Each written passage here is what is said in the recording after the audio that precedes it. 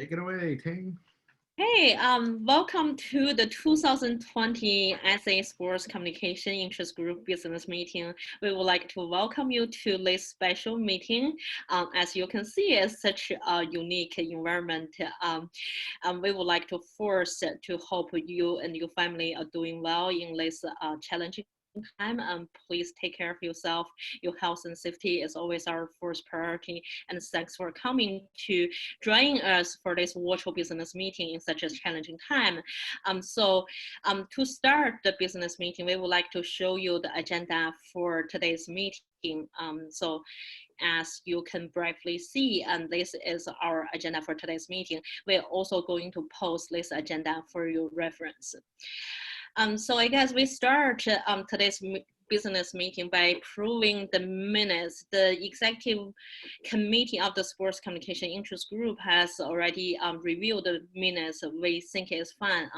We're going to upload that and on the chat function next by this virtual meeting, and we are going to provide you a Qualtrics survey in which you can vote yes, no, you approve or disapprove the meeting minutes, and you can also have place to provide changes, any suggestions you may have. So that's how we are going to handle the meeting minutes in this special way. After we approve our meeting minutes, I would like to introduce our new leadership team for our Sports Communication Interest Group first. And so I would like to say, this is my last business meeting serving as the interest group chair, and I really want to thank you for everyone for your support for the past 5 years. I was involved with the ICA Sports Communication Interest Group leadership team, but now I'm so happy to introduce you our new leadership, and I'm very excited, and I'm sure you will also be to know our interest group is in such good hands. So Dr. Mike Devlin going to be our new chair for the interest group. Say hi. Dr. Michael Butworth and going to be our vice chair and conference planner for our interest group. And Dr. Daniel Coombs going to continue to serve as our secretary for the interest group. And as soon as after this meeting, I will become the immediate past chair for the interest group. So please join me to welcome our new leadership team for the Sports Communication Interest Group. Thank you, Tung, for your leadership. Thank you so much. I appreciate that. So with that, I will like Dr. Mike Devlin to take over today's business meeting to share with you what's currently going on with our interest group. Yeah, and like Mike said, thank you so much for everything that you've done, Tang, for the last 4 years, because the 2 years as vice chair, then 2 years as the chair. We've definitely seen so many great things happen in this organization and the growth. And so much of it just comes from your welcoming ideas and your willingness to engage and talk to scholars and encourage people to join. So thank you so very much for all your leadership and just encouragement for this field and what you've done for the group. So thank you. Thank you. So that being said, let's get right into, we wanted to talk about the conference activity. And I'm going to share just some numbers here because I think it's easier to, so you guys can see the numbers. Oh. Sorry, Mike, I went ahead and shared the agenda again, just to, there we go. Clear that for you. I think I did it to where all this new oh, wait, no, stop share. All this great technology. Right. I wanted to share, there we go. Okay, so this is an overview of what our, let's see, can you get, it says my screen is paused.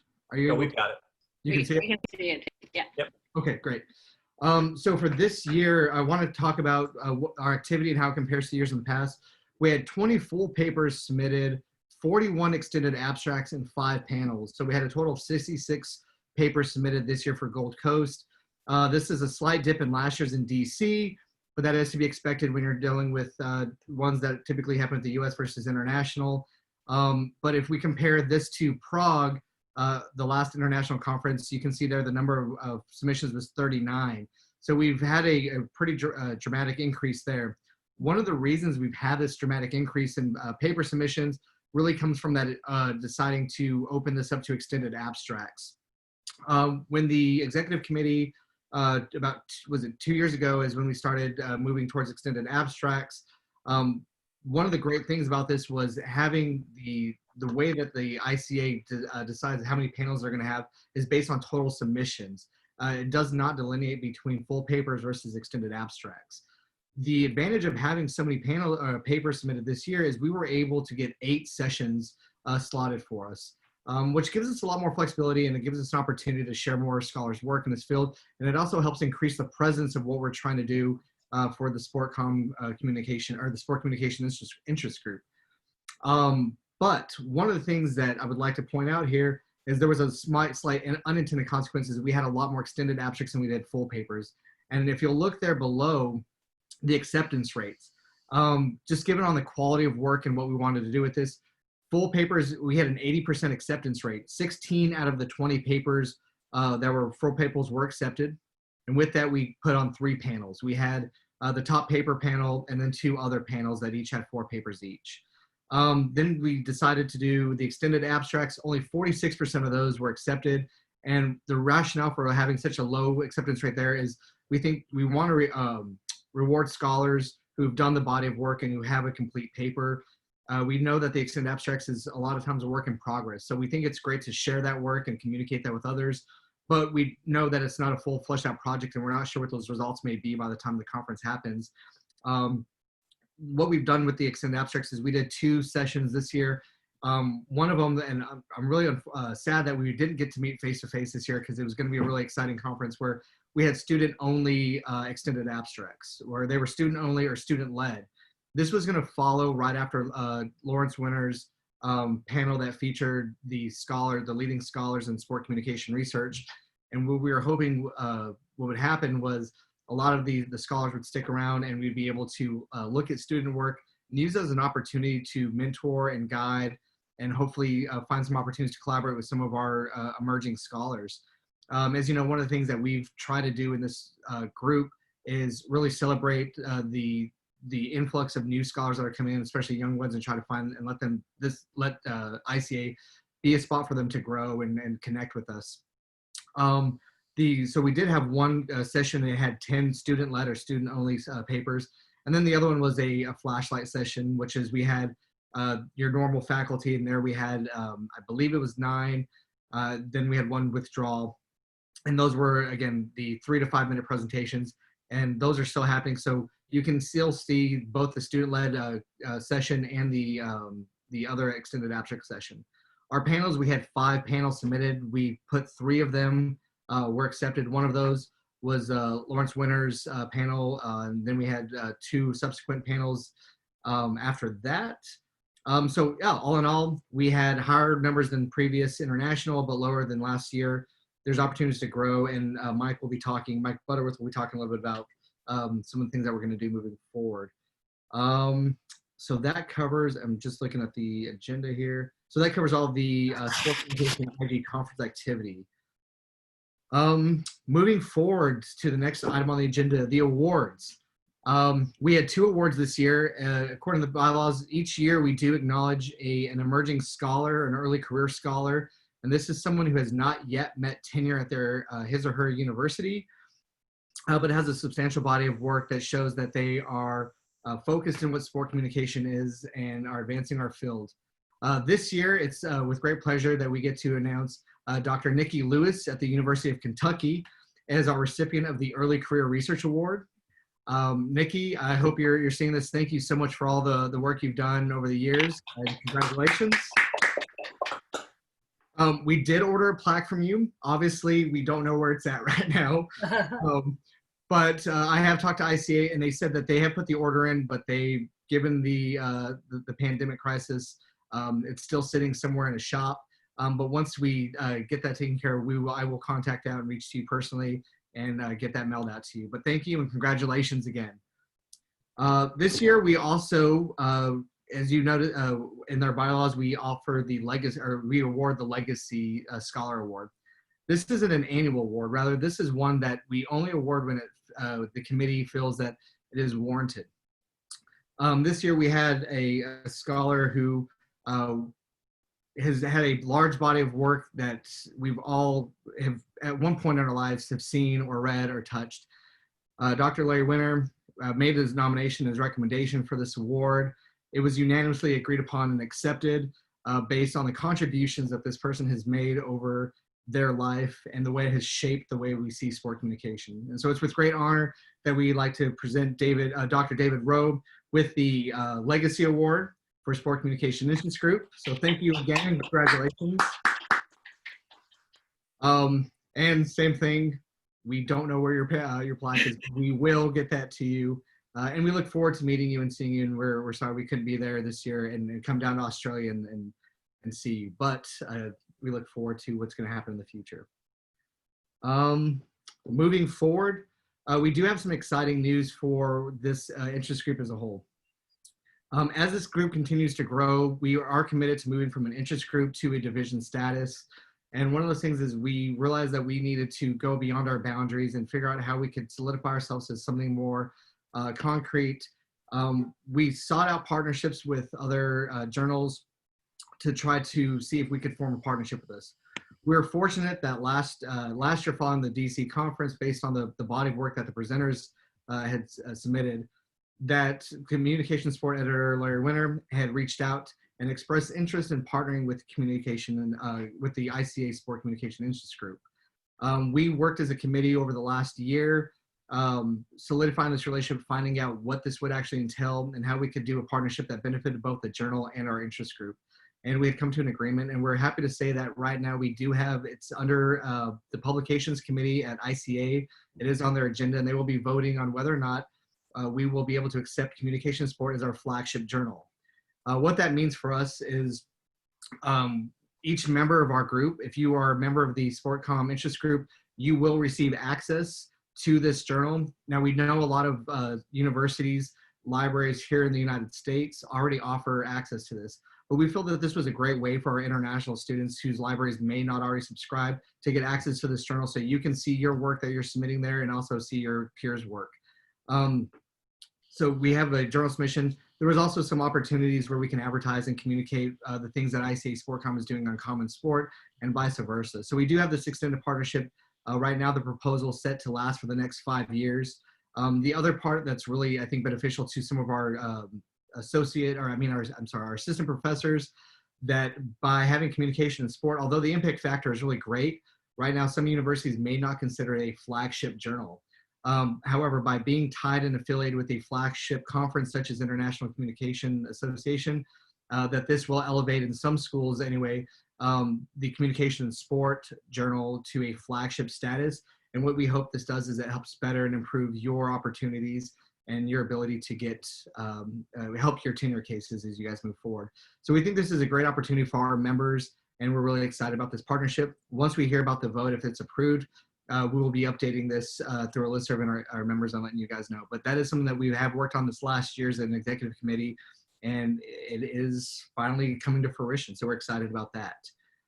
Hey, Mike, if I could jump in just to add there, we're very much aware that there are multiple interests and multiple interest groups across different organizations that are all share the investment in communication and sports scholarship.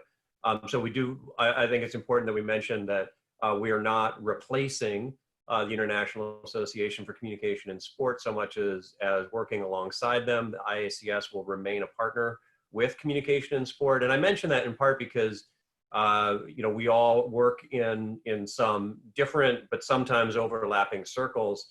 And the more that we can do to bolster each other, the more that helps the subfield in general. So that's just a kind of a theme that we'll probably come back to later on when we talk about growing. But I did want to make sure that we mentioned that here too. Yeah, no, absolutely. And thank you. I completely forgot to mention that. And we've been working with Karen Hartman, who is the head of the IACS. And yes, all the decisions, what we've all come to agreement upon between communication, sport, and organizations, that as it comes to appointing editors or working with editorial decisions, that they're definitely still going to be a member that's communicating and voting on and policies procedures. So yes, this is definitely a partnership that we're involving the entire sport community. Yeah, and this collaboration probably will let as a headquarter and other interest group and division realize the sports communication as an important field in the communication field. So we basically add our impact and contribution to the organization as well. Absolutely. And if, and as we talk about this, I know this is a virtual space. I do encourage members who are watching this, any feedback you guys have, I'd like to go and point this out. There is a chat function on this, this virtual space, and we will be monitoring this throughout the course of the conference. So if there are any questions, feel free to chime in and we'll be happy to address those there. The last thing that I believe that I'm going to talk about before I hand this over to our new vice chair is the upcoming election. We will be posting through ICA. The secretary position will be up for a vote, and I believe that comes through this summer, if I remember correctly. So if you are interested in running for an office and you are interested in becoming the secretary for the Sport Communication Interest Group, please reach out to us and we'll make sure that your name is on the ballot, and we'll be in contact with you about what information you need to be on the ballot. But that is coming up, so if you are interested, please make sure you contact us. And with that being said, I think I'm going to hand this over to you, Mike. All right, thanks, Mike. Appreciate it. You can probably take off the. There we go. Yeah. So yeah, we're obviously looking ahead to where we go from here, and that means all kinds of different things in the moment that we're in. But for the moment, let's assume that we are able to get back to the work as we're accustomed. Our next two conferences in 2021 and 2022 are Denver and Paris, and I think we've got good reason to be optimistic that both of those will be attractive locations that should do pretty well in terms of attendance. So our goal is to build on the momentum of what has happened in these initial years with the interest group. As Mike mentioned shortly ago, to build enough to be able to move up to division status. But that really does require that we grow the membership and that we're able to increase the number of submissions to those future conferences. So some things that we'll certainly be keeping in mind. One is, as you know, we've added an international representative to the interest group. And so Dan Jackson at Bournemouth in the UK will be our inaugural international rep. And I think one of the primary things that we'll want to do is be in consistent conversation with Dan and our future reps to be thinking about growing the number of submissions from outside the US, from outside of the English-speaking countries that are participating in ICA.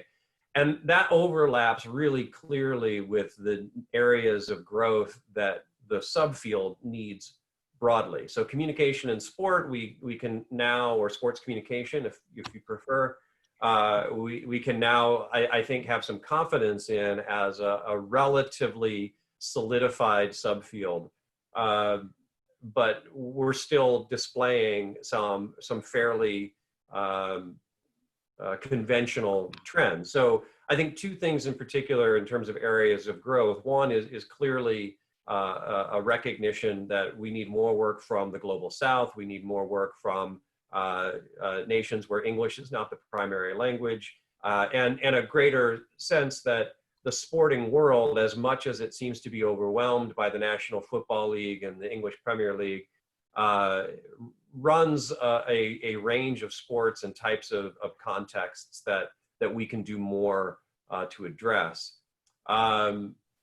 I think the other area then is to think methodologically and topically about the subfield in some different ways. I think, around much of the world, the term communication is still synonymous with media in a lot of ways. And so we're very, very well represented in terms of whether it's legacy media studies or new media or social media.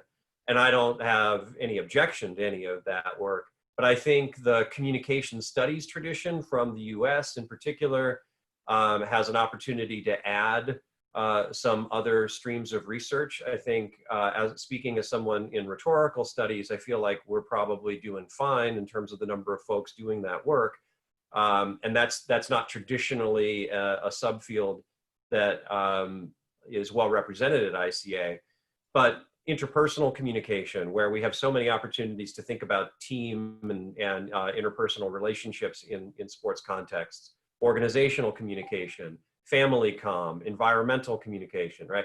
There's so many different ways that I think the field can continue to push that I think we would be wise to examine that. So I think we may consider as we look ahead to planning for the conference in Denver, we might want to consider the possibility of some prompts in terms of submissions. So beyond whatever the theme of the conference might be, are there particular ways that we might want to direct scholarship in certain areas? And we might link that to the region where the conference is being held, or we might think, I think we are all expecting to see a host of article submissions and dissertations that open with some variation of, in the wake of the COVID-19 crisis.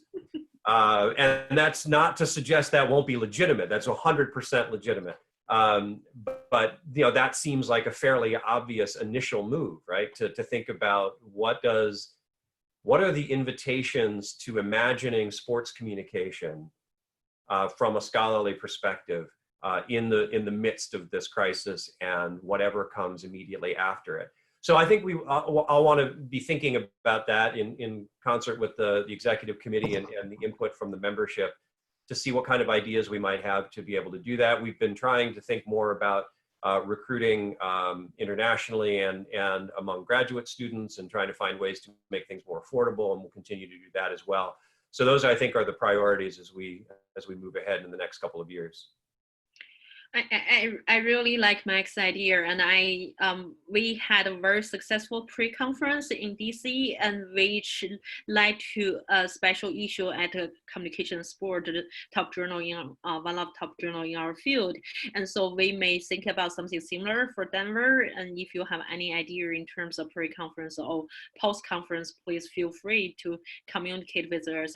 And I also want to point out, as both Mike talk about, we would like to encourage the full conference paper submissions rather than just extended abstract, as the board is currently examining the potential impact to the health and the long-term development of ICA as an organization when we have increasingly more extended abstract submission to the conference compared to the full papers.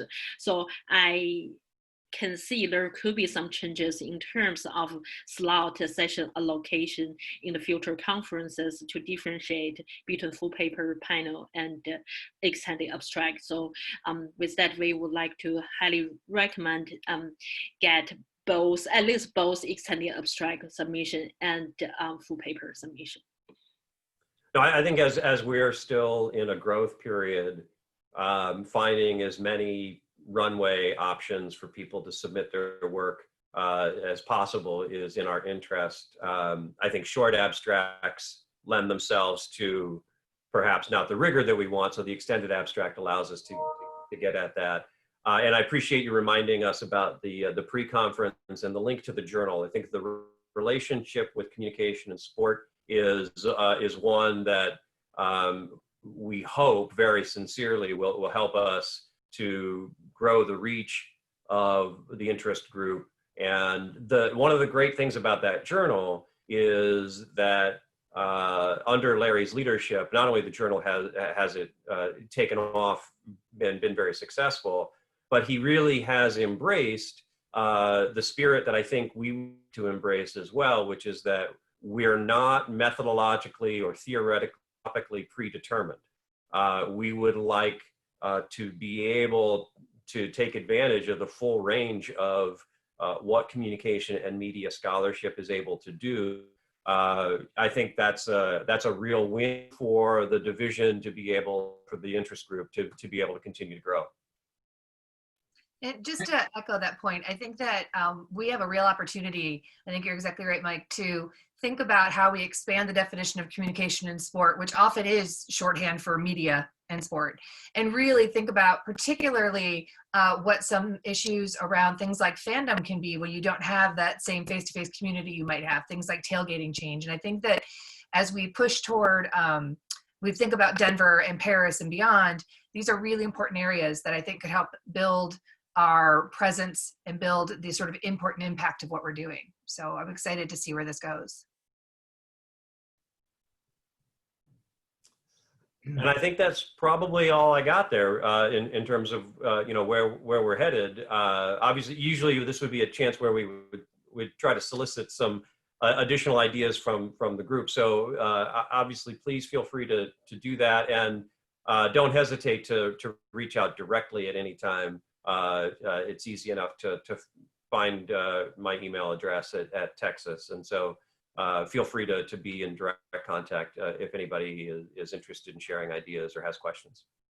And on the pre-conference note, which I think that's a great idea. That's something that I hadn't thought about. But what does that what does that look like? If you're watching this and you're a member of another interest group or another division, please feel free to contact us too, because I think there's a lot of room. What's great about sport and communication is it's so interwoven with so many other disciplines and groups, and so there's definitely opportunities to collaborate with another division or another interest group to do a larger pre-conference. So if you have an idea of how we can do something that extends and partners with someone else in within ICA, that's also a great way to kind of get our reach, but also show that we're part of this larger community, and that we're not just sport in this small silo, that we really are sort of interwoven in just about every fabric. So cool. And then normally this has been, we'd have some news about what's going to happen with Denver and where we're going to stay and what the hotels would look like, but I don't think anyone knows. Right. So I think this might be the shortest business meeting that we've had, right? Which is great for an online virtual thing. So with that, keep in mind, there's a virtual window there. All members of the executive committee will be checking throughout the virtual conference. If you have any questions or ideas, please feel free to put them in there. Or if you're not sure if it's something you want to make public, if it's more of a personal question, feel free to reach out to any of us through our email. We will let you know where the bylaws. Did we cover the bylaw vote? We didn't cover. We did not. We did not. So there is one more piece of business. Yeah. Well, it's because I handed it off to you, and we are going to be. I'll cover this real briefly. There's some bylaws that, if you look in the minutes last year, there was a couple of revisions to the bylaws that we had recommended, and that the rest of the group had recommended in our business meeting last year. We've made those revisions. What we will be doing is making those bylaws available to you.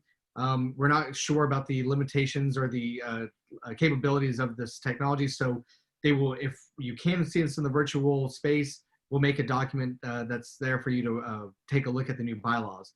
Otherwise, if not, we will be posting these into the ICA SportsCom IG page.